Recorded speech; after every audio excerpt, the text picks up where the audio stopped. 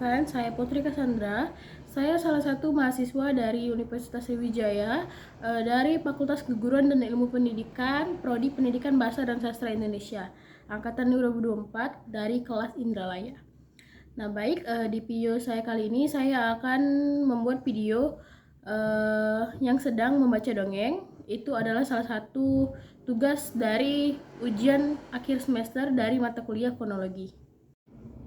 Nah, judul dari dongeng yang akan saya bacakan adalah Jalan Pulang dari Rimba Senyap. Dongeng ini menceritakan tentang seekor rubah dan seekor burung hantu yang menyelusuri hutan rimba yang sangat gelap. Baik, kita langsung saja masuk ke ceritanya.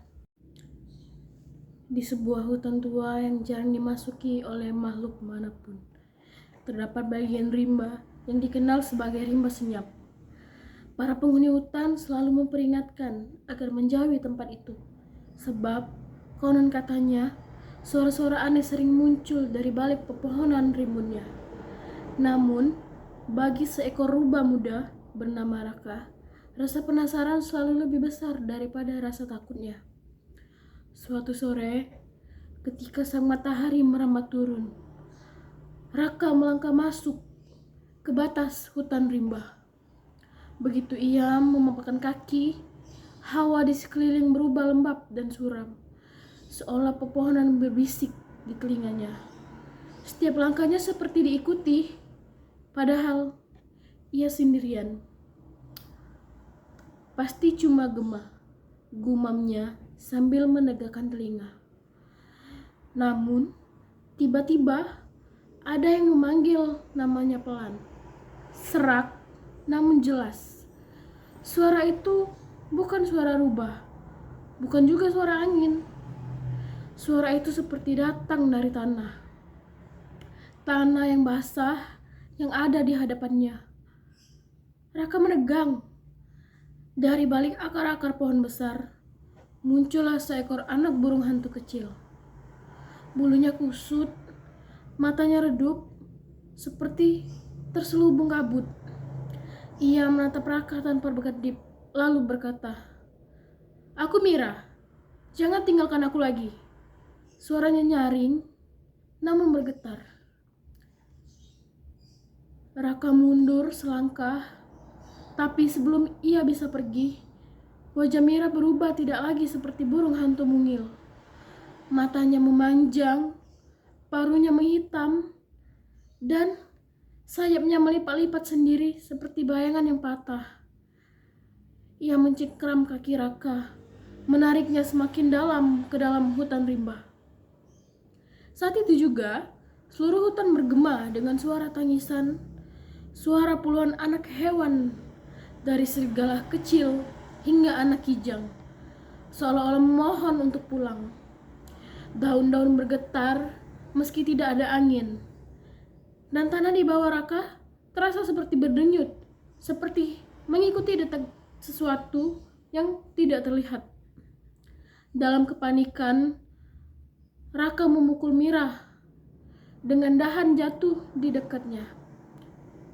Sorak Mira terlempar, tetapi bukannya jatuh ke tanah, tubuhnya justru muncul menjadi kepulan kabut tipis yang langsung lenyap oleh udara malam. Raka berlari sekencang mungkin, menembus ranting, menerjang semak. Lalu, ketika ia akhirnya keluar dari rimba senyap, langit telah hitam, hanya diterangi oleh bulan pucat yang tampak menggantung jauh. Ia kembali ke sarang dan menceritakan semuanya kepada Mbah Sirep. Mbah Sirep adalah seekor kura-kura tua yang sudah lama menjadi petunjuk jalan hutan. Kura-kura itu menghela napas panjang, lalu berkata, "Raka, suara-suara dari rimba itu bukan sekedar gema. Mereka adalah jiwa-jiwa kecil yang tak pernah menemukan jalan pulang." Sejak saat itu, ketika malam tiba dan hutan lain terlelap, Raka kerap mendengar ketukan pelan di pintu sarangnya. Kadang ia mencoba meyakinkan diri bahwa itu hanya dahan tertiup angin.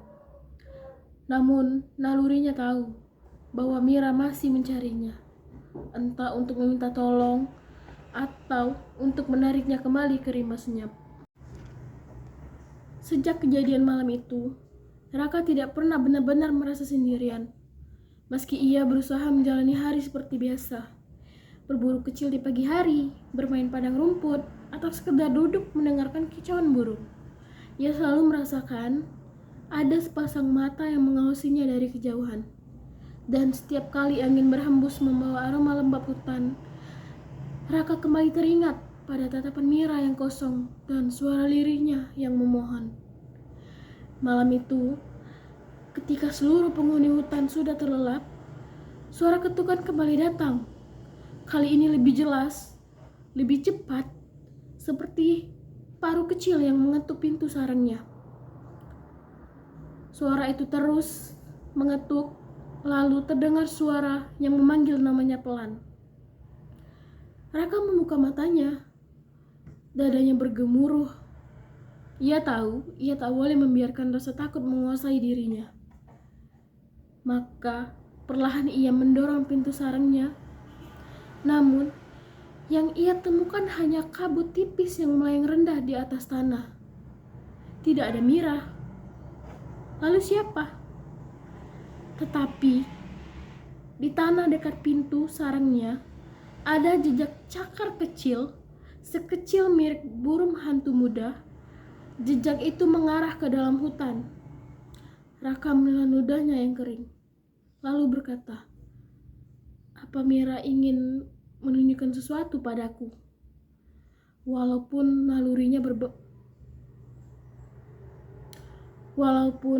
nalurinya berkata untuk kembali dan tidur, rasa penasarannya jauh lebih kuat. Raka mengikuti jejak itu. Setiap langkah seolah membawanya semakin jauh dari rasa aman. Di antara pepohonan, ia melihat bayangan kecil melintas begitu cepat, hampir tak terlihat, namun Raka tahu siapa itu. "Mira," bisiknya. Tanpa disangka-sangka, bayangan itu berhenti. Dari balik pohon tua, Mira muncul setengah tubuh. Matanya tidak lagi kelabu, kini berpendar redup seperti cahaya lilin yang hampir padam. Mira menatap Raka, lalu berkata, "Raka, ikuti aku," katanya dengan nada yang lebih lembut dibanding sebelumnya.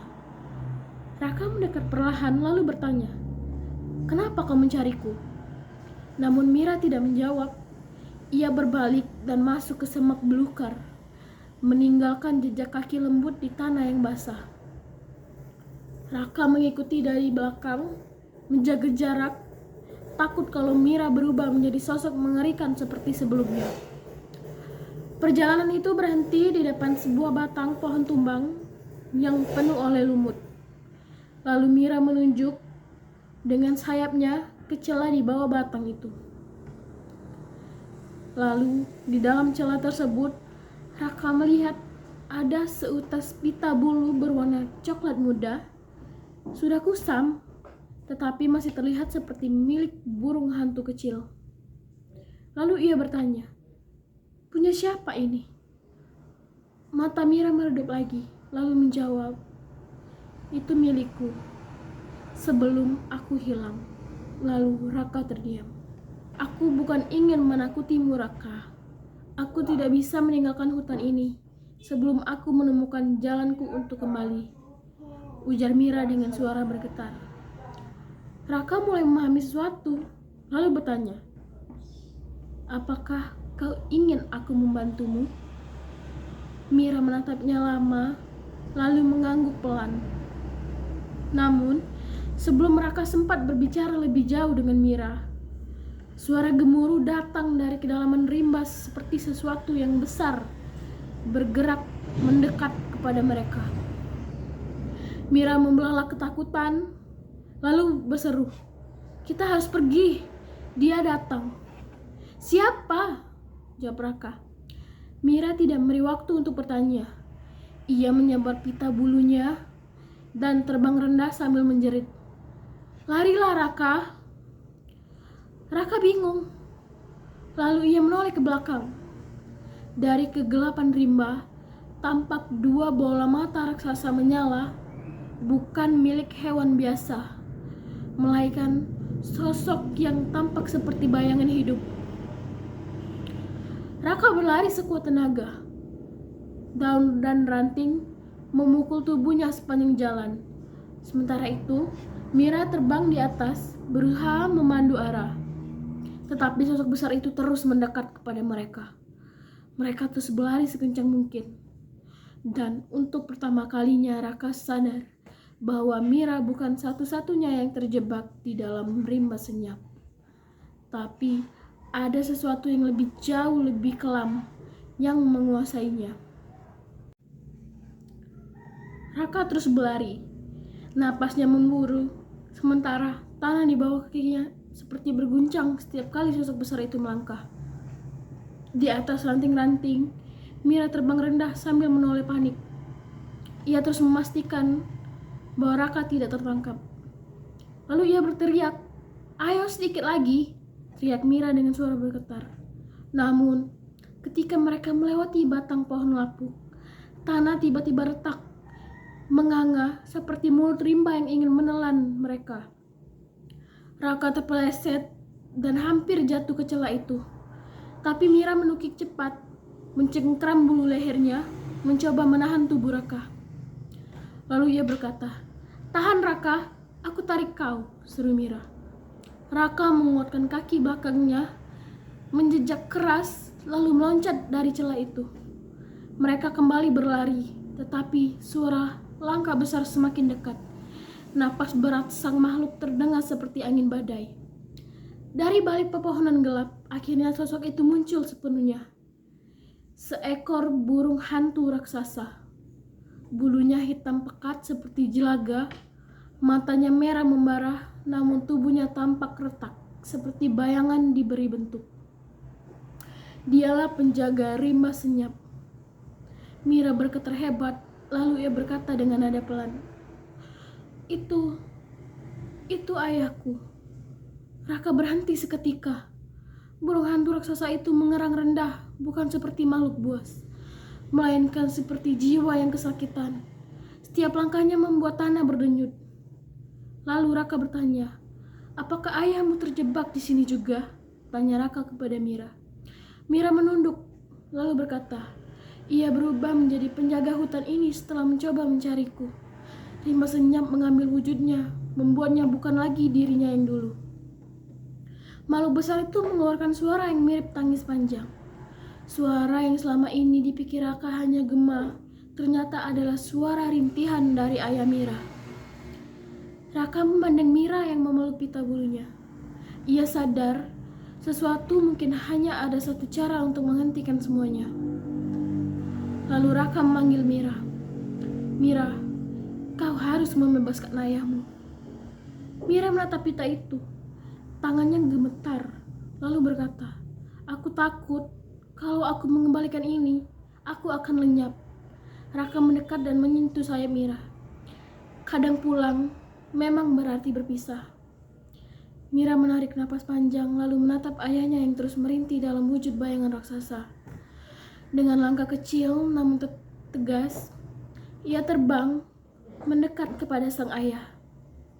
Lalu berkata, "Ayah, aku sudah kembali."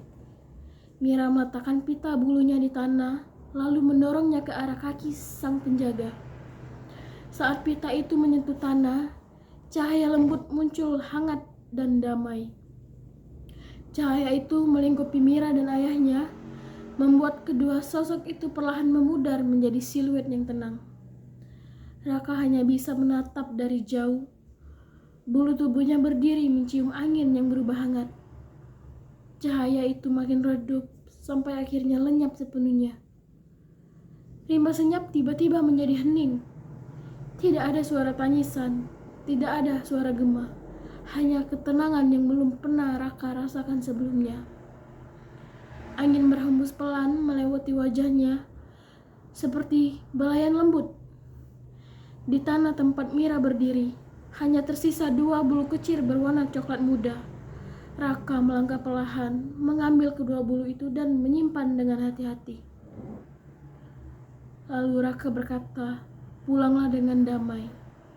Sejak malam itu, rimba senyap tak lagi menebar ketakutan. Tidak ada gema, tidak ada mata merah yang mengintai hutan itu.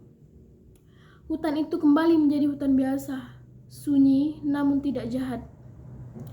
Dan setiap kali angin berdesir lewat dedaunan, Raka merasa seolah mendengar suara rambut Mira. Terima kasih, aku sudah menemukan jalanku pulang. Baik, selesai sudah. Itulah dongeng yang saya bacakan tadi. Apabila ada kesalahan dalam pengucapan atau kesalahan intonasi, saya mohon maaf. Saya akhiri. Wassalamualaikum warahmatullahi wabarakatuh.